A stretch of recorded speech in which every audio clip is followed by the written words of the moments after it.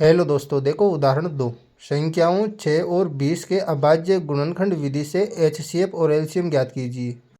देखो यहाँ उदाहरण में संख्या आपको दे रखी है 6 और यहाँ पर 20। 6 और 20 का जो है अभाज्य गुणनखंड विधि द्वारा एचसीएफ और एलसीएम ज्ञात करना। तो सबसे पहले मैं क्या करूँगा, 6 का अभाज्य गुणनखंड कर लूँगा। देखो 6 का अभाज्य गुणन करूँगा तो 6 में जाएगा 2 का भाग, 2 का भाग जाएगा यहाँ पर 3 बार, और फिर 3 में 3 का ही जाएगा, तो यहाँ पर हो गया 3 एकम 3। इसी प्रकार से जो है मैं 20 का भी अभाज्य गुणनखंड यहाँ पर कर लूँगा। देखो 20 का अभाज्य गुणन करो, 20 में 2 का भाग, 2 का भाग दोगे 20 के अंदर तो ये जाएगा 10 बार। ठीक है, अब देखो 10 में दोगे 2 का भाग, 2 का भाग 10 में जाएगा 5 बार, तो ये लिख दिया मैंने 5। अब 5 में जाएगा 5 का ही भाग, तो 5 एकम यहाँ पर आ गया 1 बार चला गया।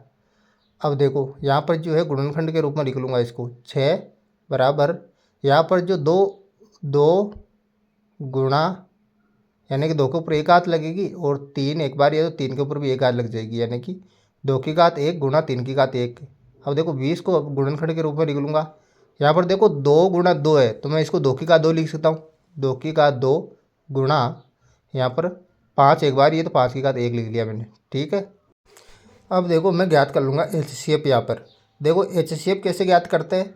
आपको 6 के गुणनखंड और 20 के गुणनखंड में ऐसी संख्या देखनी है जो दोनों के अंदर एक समान है। देखो 2 और 2 दोनों के अंदर है, लेकिन आपको क्या लेनी है, छोटी घात वाली संख्या लेनी है। यहाँ पर जो 6 के गुणनखंड में 2 की घात 1 है, यानी कि छोटी घात वाली संख्या है, तो वो लेनी है। तो 2 की घात 1 जो है यहाँ पर एचसीएफ में आएगा, तो ये लिख दूंगा मैं यहाँ पर जो है 2 की घात यहाँ पर 1। 2 की घात 1 का मतलब क्या होता है, 2 ही होता है। तो एचसीएफ जो आया यहाँ पर 6 और 20 का, वो आया यहाँ पर 2।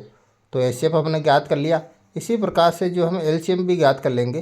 देखो एलसीएम में क्या होता है, आपको जो है दोनों के अंदर जो है एक समान जो संख्या है, दोनों के गुणनखंड में 6 और 20 के गुणनखंड में अगर जो एक समान संख्या है उसमें से बड़ी घात उठानी है, और जो बाकी जो असमान संख्या है उनको सभी को ले लेना है। ठीक है, तो देखो यहाँ पर 2 और 2 एक समान संख्या है दोनों के अंदर, तो बड़ी वाली घात उठानी है। 2 की घात 2 उठा लूँगा मैं यहाँ पर, 2 की घात यहाँ पर रुकूँगा 2। ठीक है, बड़ी वाली घात उठा ली, और अब बाकी जो है 3 की घात 1 है, गुणा में 3 की घात 1 आ जाएगा, और गुणा में 5 की घात 1, ऐसे कैसे आ जाएगा 5 की घात 1। अब इनको जो है गुणा कर लेंगे।